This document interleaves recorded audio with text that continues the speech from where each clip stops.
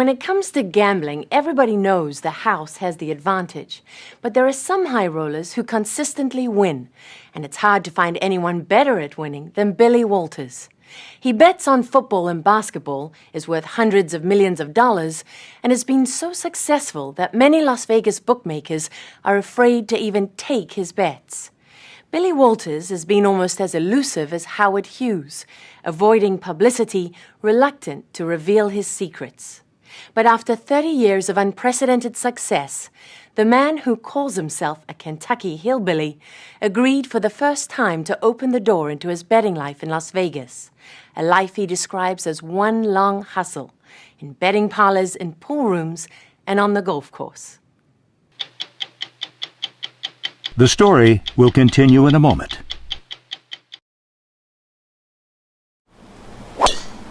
When Billy Walters golfs, it's mostly for fun. He used to make his living off of it. And he showed us how the hustle worked with Gene McCarley, an old friend and casino owner. Who's the better golfer? He is. By far, believe me. How much money have you taken off him over the years? When I met him, he was driving an old Cadillac full of bullet holes. Had no air conditioning. Now he's a very wealthy man. On the day we went along, the two buddies decided to play for $5,000 a hole, with a few side bets along the way. Gene?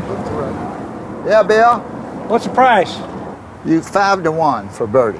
So I'll take 15. 10. You got it for a dime. All right. Billy just missed this 60-foot putt. Oh! But after only 3 holes, he was up $17,000. Small potatoes for Billy Walters. What's the most you've ever made on a hole? On one hole? Yeah. Probably 400,000. What was the most you ever made on a round of golf? What did you take home? Probably $1 million, around $1 million. That's a lot of money. Yes. I never got to bed with it. I lost it all in the Horseshoe Hotel playing blackjack before I went to bed. Is there anything you don't gamble on? Not really. He gambled on the Super Bowl last year and won $3.5 million. Nevada is the only state in the country where taking bets on individual games is legal. Most bettors come here to a sports book inside the casino to lay their bets, wagering $2.5 billion every year. And there's no bigger bettor than Billy Walters. But you'll never see him betting. He has anonymous partners here and in other sports books who bet for him and for themselves. They take their instructions from Billy. Let's wait on that game. I think we'll get 1.5. What about the Packers? He's holed up in his home office with his phones and computers.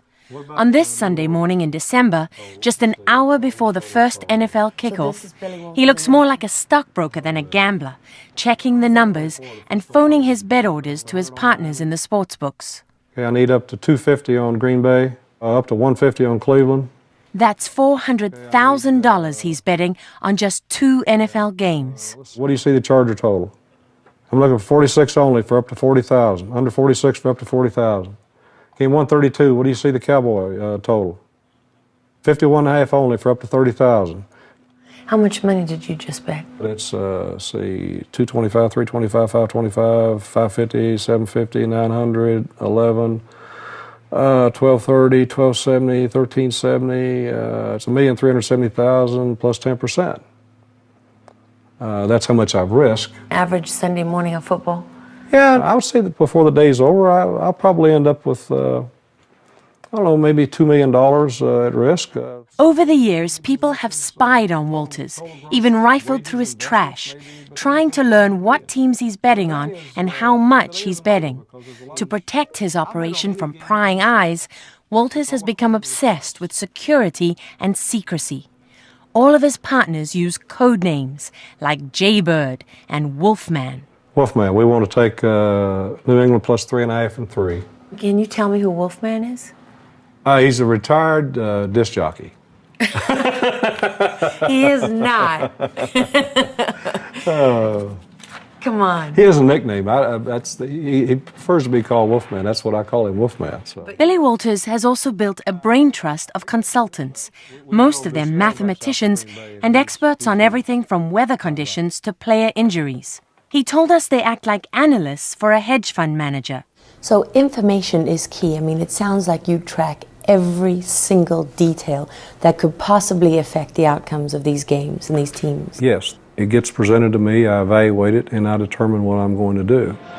The information is so valuable that Walters keeps it all to himself.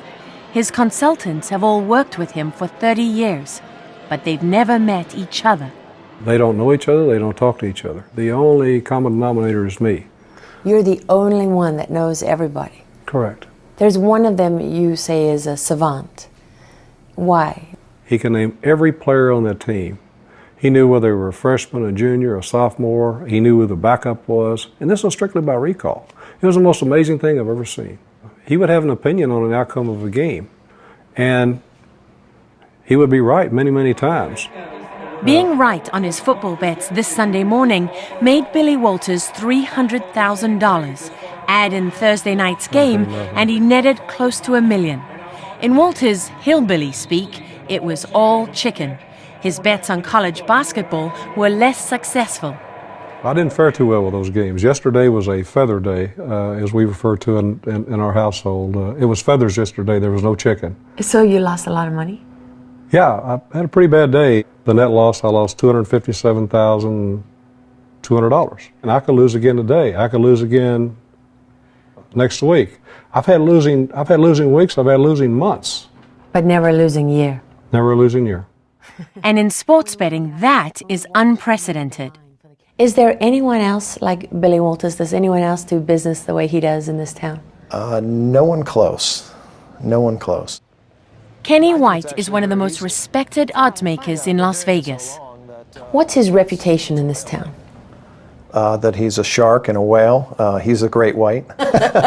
What does it mean? Oh, it means he's the most dangerous sports bettor in the history of Nevada, the history of the world. Is he respected? Oh, well respected, yes. Very Feared? respected. Yes. Oh, feared, yes. And why is that? It's the damage that he can do to a sports book.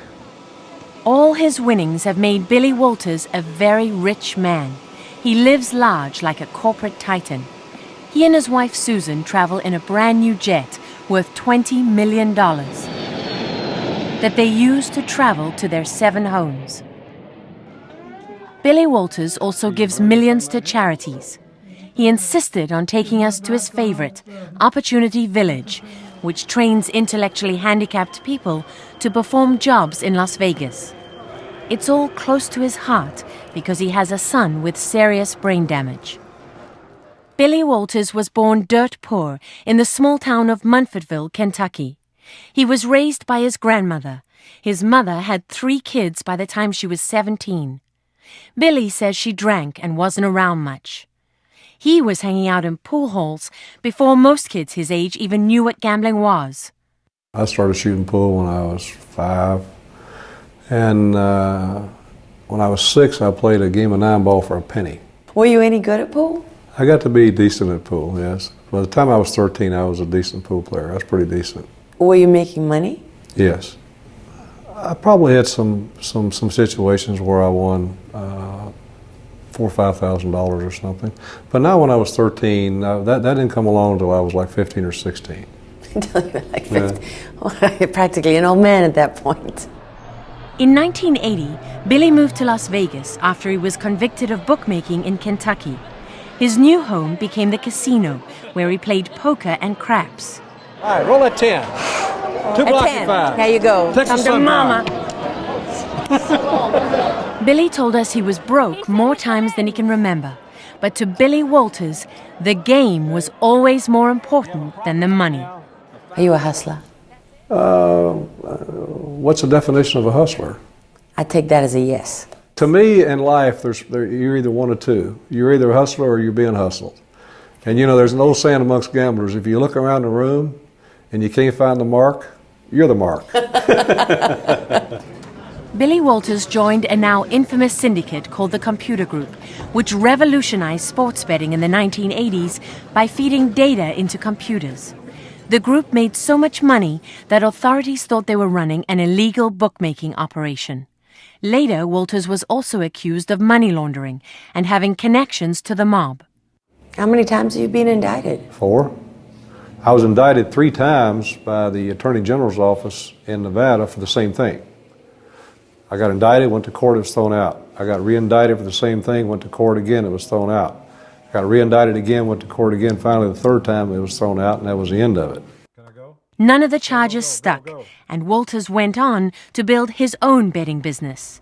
He became better than the bookmakers at predicting which team would win and by what margin. That margin of victory is called the spread or the line. Now, your lines are often different from the bookmakers' lines. Yes, substantially. What do you do in that situation? The bigger the difference between the lines, the bigger the discrepancy, the larger bet I make. What's unique about Walters is that when he doesn't like the line, he can sometimes force the bookmakers to change it. We're going to work on this one a little bit. This number's gotten a little away from us. Here, Walters thinks the favorite is going to win, but he doesn't like the line, so he bets on the underdog. Okay, we're going to phony a game up here. We're going to play 539. Bookmakers need the same amount of money on both sides of the game, so they respond to Walters' bet by lowering the line to attract more money on the favorite. That's when Walters springs into action and instructs his partners to simultaneously make an even bigger bet on the favorite. Go, go, go. Kansas State minus up to 8.5. Let's roll. Unlike some bookmakers, Lee Amidis is not afraid to take Billy Walters' bets in the sportsbook at the M Casino. He knows Billy is dangerous, but says it's an advantage to know what he's thinking. Billy sometimes bets on both sides to move the line, and he sometimes makes money that way. I think he's one of the best at it. He'll circle in on games that he knows the lines are soft, and he'll push that line to where he wants it to be, and then he'll take the other side of that. Does he have the power to move your lines? Of course he does. He's Billy Walters. Of course he has the power to move our lines. Billy Walters has built an empire from his gambling, and at the age of 64, he isn't slowing down. He owns 4 golf courses, including this one, 8 car dealerships, and a ton of stock. But it was on Wall Street, he says, where he was taken for a ride. I've been swindled out of quite a bit of money on the stock market. I bought a lot of Enron stock once, and I got swindled. I bought a lot of WorldCom stock, got swindled. I bought a lot of Tyco stock. I got swindled. His disdain for Wall Street is one of the reasons Billy Walters decided to talk to us. A chance, he says, to make the point that the gambling world is not as shady as most people think. I ran into a lot of bad guys, a lot of thieves. I mean, they'd steal the Lord's Supper. But I can tell you, percentage-wise, I ran into many more with the suits and ties on than I have with the gamblers. So you would say that the hustler from Vegas got hustled by Wall Street? No doubt about it.